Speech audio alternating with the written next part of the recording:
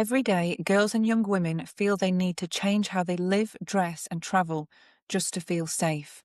The new Girlguiding Girls Attitudes Survey 2025 shows this clearly. 68% of girls aged 11 to 21 have changed their behaviour to avoid sexual harassment. 86% avoid going out after dark because of safety concerns. 43% say they don't feel safe when they're in public spaces. And 1 in 10 have even missed school to avoid sexual harassment. These aren't just numbers, they show how fear and harassment are shaping young women's lives.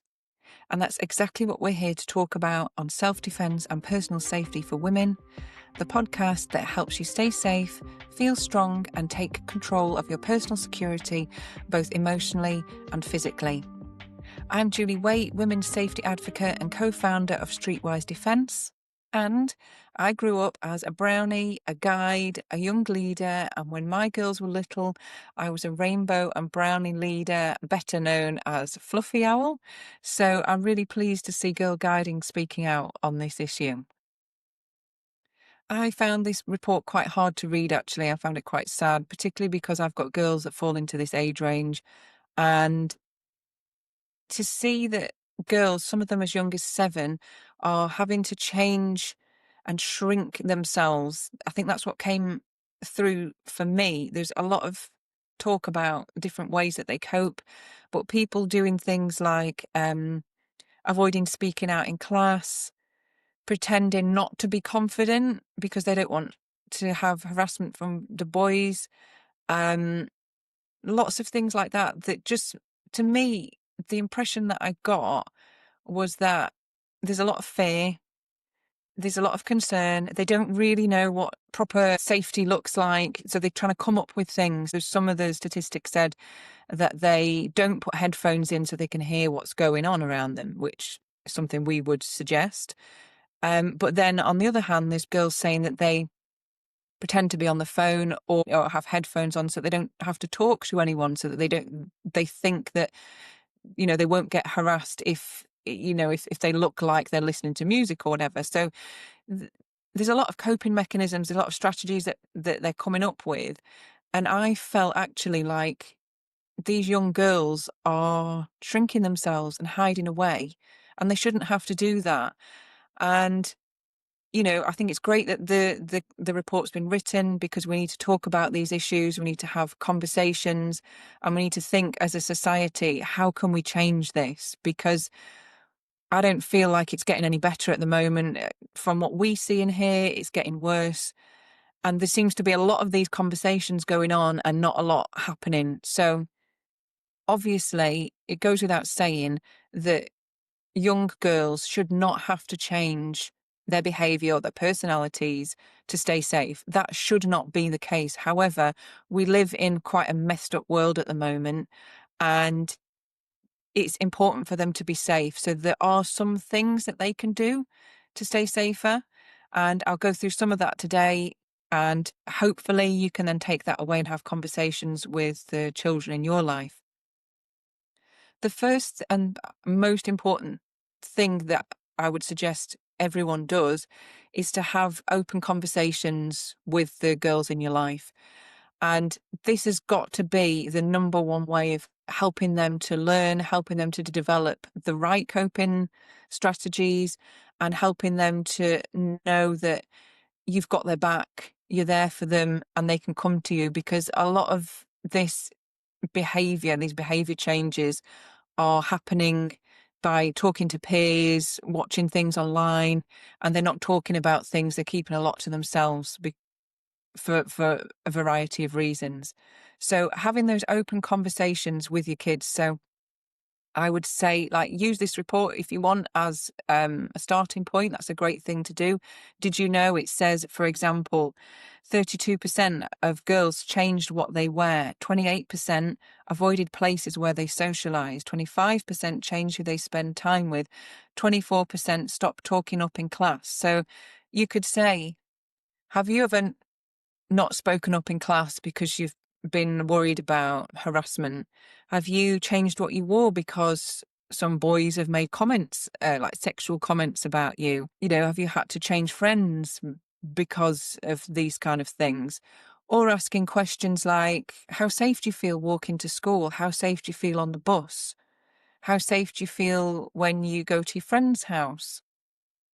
Those kind of questions can just open up an opportunity for them to say, oh, well, actually, I don't feel very safe walking to school because whatever happens. I know, from my experience, I didn't feel safe walking to school. I experienced sexual harassment there was a building project going on. I've spoken about it before, but I experienced sexual harassment walking to school in my school uniform. And I was scared, and I changed the way I walked. I walked a much longer way to avoid that. Um, so I think if you can have those conversations, that will really, really help. When you're having those conversations, or if your child comes to you, or a child in your class comes to you, it's really important to always acknowledge what they're saying, to listen very carefully, make sure you let them say everything they want to say, even though it's really tempting to jump in and start trying to problem solve and comfort and all of that, which I am guilty of. It's important just to let them say everything they want to say, acknowledge it, and never minimize or try and kind of suggest that they're overreacting or things aren't as bad as they think they are, because their world is very different to our world, and their scope of knowledge and experience is very different to ours. So that'd be the second thing, acknowledge what they're saying. As part of those conversations, it's important for them to know that they can come to you with anything, and that you won't react in a highly emotional way. So you won't, if they come to you and say, this boy has done something to me, you're not going to then explode, get in your car, try and hunt them down, cause a huge scene. You need to be able to keep your emotions in check and react calmly and supportively, and then figure out the best course of action together with them. Because as tempting as it can be to try and seek justice, fix things, sort it, if they know you react in a certain way, mums and particularly dads here, because you're very protective of your daughters, they might not come and open up to you because they're concerned about your reaction. They're concerned you're going to go and do something silly. So it's about reassuring them and saying to them, when you're having these conversations, you can always come to me.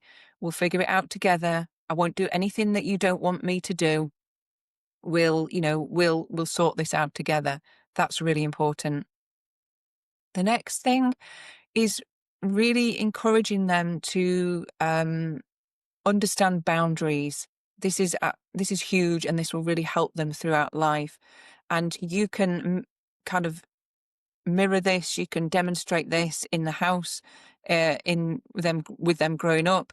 So things like personal touch, things like hugs with relatives. If they don't want to hug the relative, they don't have to hug the relative, and explaining that their body is their body, their boundary. They get to do what they want to do, and they're even advocating for them. So if, the relatives wanting a hug and a kiss, say, oh, come here and give me a hug and a kiss, and they don't want to, then you can kind of step in and advocate for them and say, we're teaching them about the body and it's their choice. And if they don't want to hug, they don't have to hug.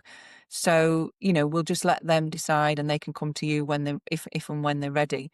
Things like that. Things like making sure they don't feel they have to talk to strangers or adults in public. I know sometimes you get people in supermarkets or shops that talk to the kids, and the kids will often feel uncomfortable. And then, because you feel uncomfortable and it's a really awkward situation, you can then encourage them to say, oh, and, tell them what your name is, tell them how old you are. And actually, they don't have to do that. So it's, again, just thinking about all these different situations that you have in your life and how you can show them what boundaries are. If they've got brothers or sisters, again, talking about boundaries, that's your room.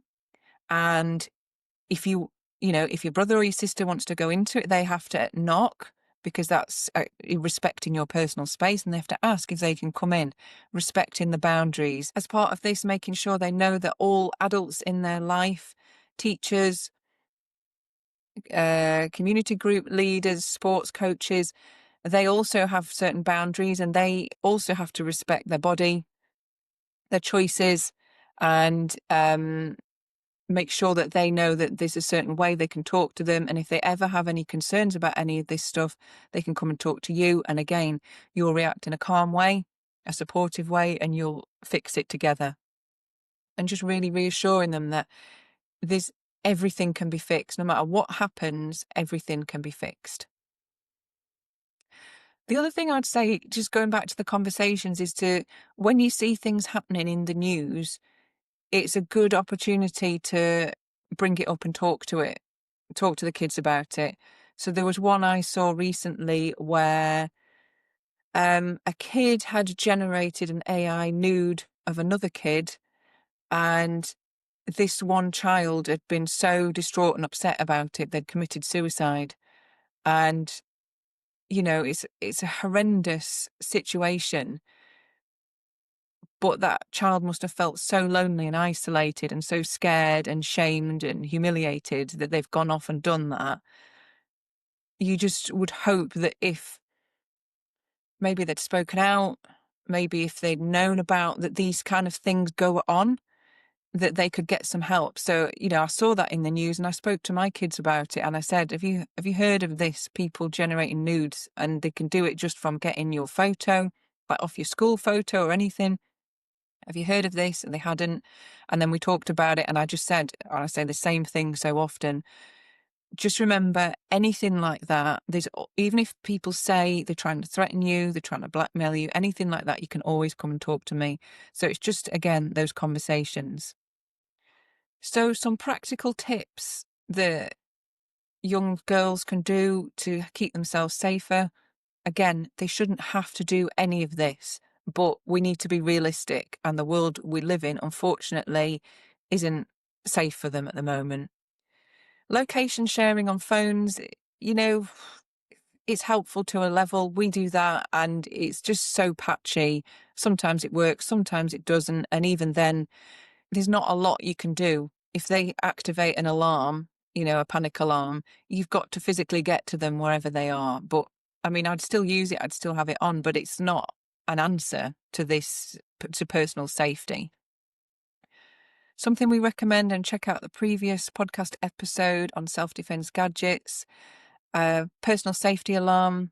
Both my girls have them on their school bags, teaching them what it is, how to use it, and just teaching them, like, if, for example, if you're getting sexually harassed or if you feel in danger, activate the alarm. Yeah, you might get some hassle for it, or people saying you did this or that, but it's an option, and it will get them attention, and it should deter the person. If it doesn't, you'd hope that at least there's people around that's looking and noticing what's going on. And of course, if it's a more serious threat, if they're walking to and from school, then that's something helpful. And I think it just gives them a little bit of confidence that they know they've got something that they can use.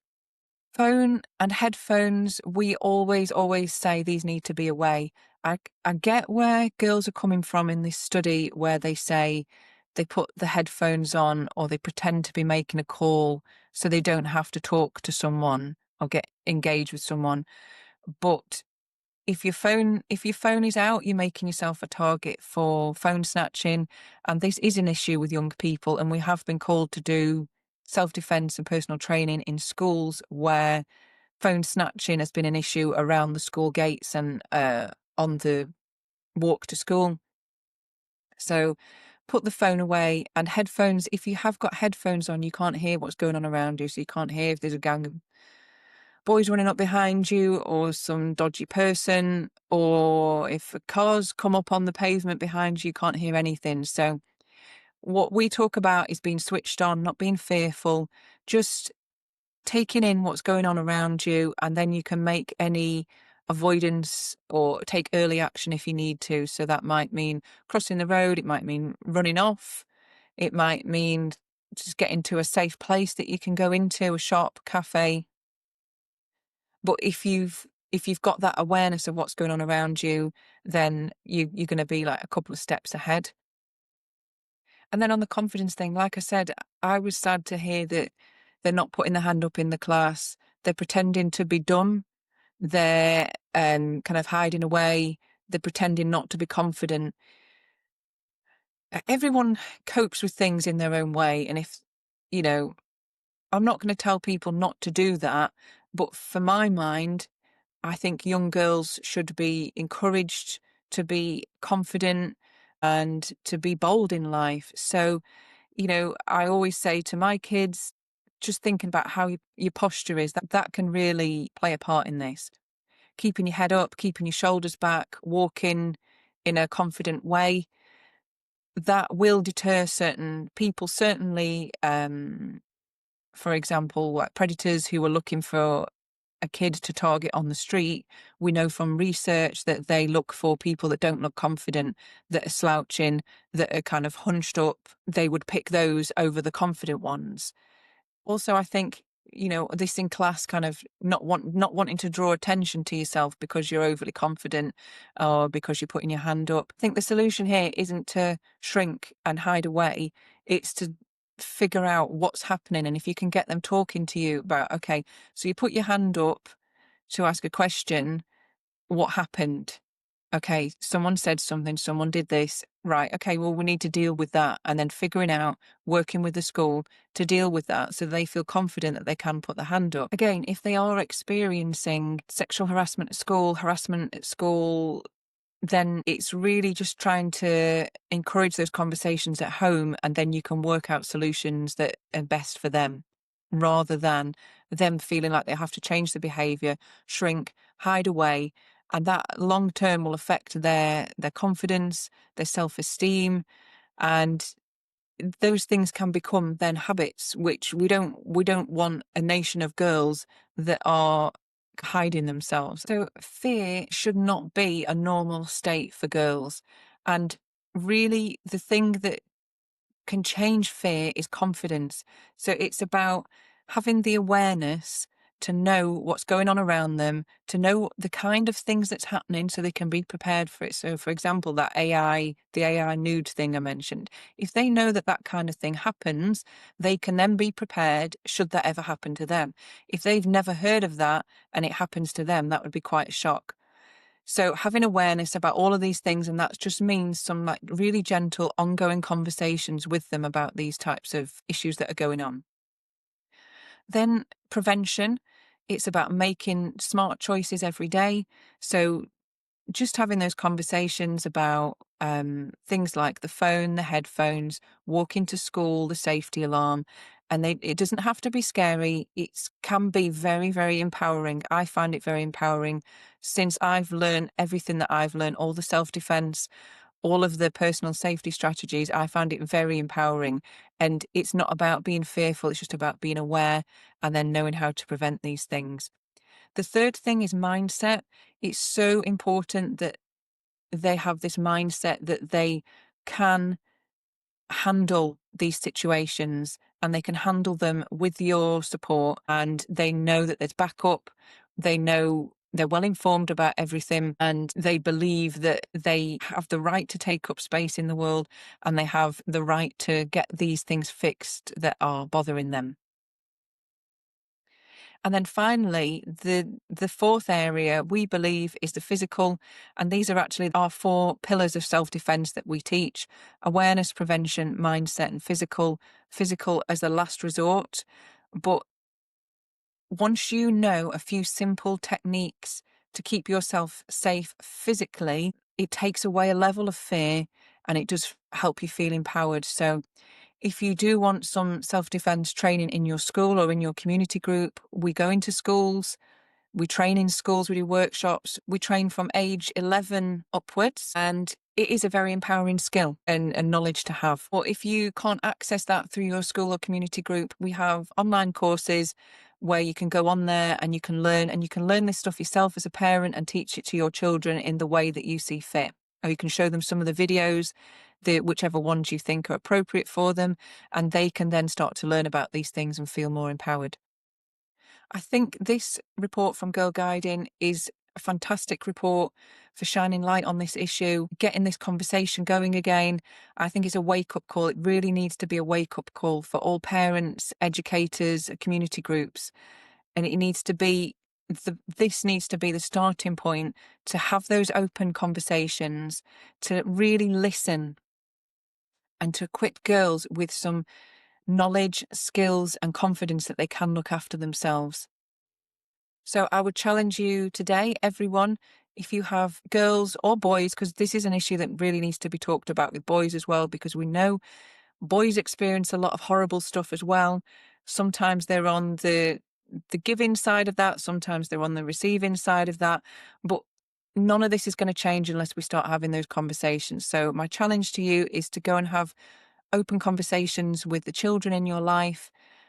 Ask them some questions about whether they feel safe, whether they've seen this, whether they've experienced it, whether they've ever done any of these things to someone else, and to just really start making a change, because we can't wait for government powers that be to do something about this. We all have to start and take our own personal responsibility. So that's my challenge for you today. And myself, I'm going to go off and do it myself with my kids. And I hope you found this podcast episode interesting. If you have, please leave us a review, please subscribe, please share it with people, because that's the only way we're going to make a change. So until next time, stay safe.